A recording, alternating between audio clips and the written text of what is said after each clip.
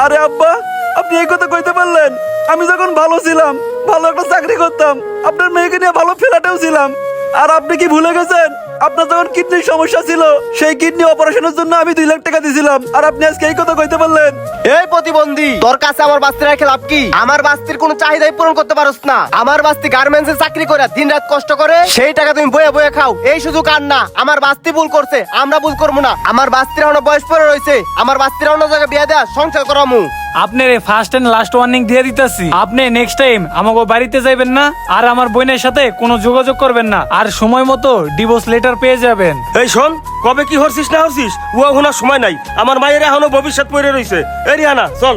এই রেহেনা, তুমি যাইও না। আল্লাহ, এটা তুমি আমার কি পরীক্ষা দিলে আল্লাহ? আল্লাহ, কি ব্যাপার আব্বা, তুমি কান্দাছো কে? কি হয়েছে কও তো? বাবারে, তোর নানা এসে তোর মায়ের নিয়ে গেছে গা। কি কও? মা গেছে গা, একবার অঙ্গ দুইবার কথা ভাবে নাই। বাবারে, তোর মায়ে আমার কথাই চিন্তা করে নাই, আর তো করে কথা কি চিন্তা করব? আমি তো আর কামাই করে খাওয়াইতে পারি না।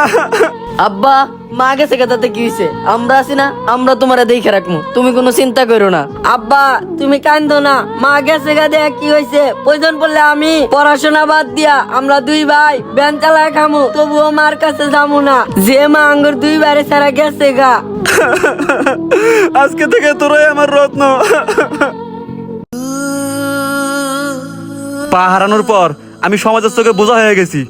আমার এমন একটা কিছু করতে হইব, আমি যেন স্বাবলম্বী হইয়া সবার অপমানে জবাব দিতে পারি। আমি তো ভারী কোনো কাজও করতে পারবো না, তাহলে আমি এখন কি করি? না, আমার ফ্রিল্যান্সারের কাজ শিখতে হইব। যাই। যাক, আল্লাহর রহমতে গ্রাফিক ডিজাইনের সম্পূর্ণ কাজটাই শিখে ফেলেছি। এখন নিজে কাজ করে ইনকাম করব, অনলাইনে কোর্স বিক্রি করেও সেখান থেকেও একটা ভালো বেনিফিট অর্জন করব ইনশাআল্লাহ। এই গাইস, আমি নতুন একটা ফ্রিল্যান্সারের কোর্স চালু করেছি গ্রাফিক ডিজাইন নিয়ে। যারা যারা আমার সম্পূর্ণ কোর্সটি নিতে চান, অবশ্যই আমার পিন কমেন্টে নাম্বার দেওয়া আছে, যোগাযোগ করবেন। ওই মামা, দেখছস নি সুলতান এখন নায়ক হইব, ভিডিও বানায়। এই সুলতান, কিরে তুই নায়ক সাকিব খান হবি? এখন ভিডিও বানাস তুই? মামা বউ গেছে গা, তো তাই এখন কি করব? মাথার তার মার ছিড়া গেছে গা, তাই মনে হয় টিকটক কইরা ওই যে মাইয়া পড়া মনে হয় বিয়া করার চিন্তা ভাবনা করতেছে। মামা একটু দাঁড়া, আমি একটা সেলফি তুলে নেই, কারণ এই ল্যাংড়া সুলতান 2 দিন পর অনেক বড় সেলিব্রিটি হইব, তখন হাজার হাজার লোক সিরিয়াল দিয়ে সেলফি নিব, তখন তো আর সেলফি নেওয়ার চান্স পাবো না, তাই এখন একটা সেলফি নিয়ে নেই।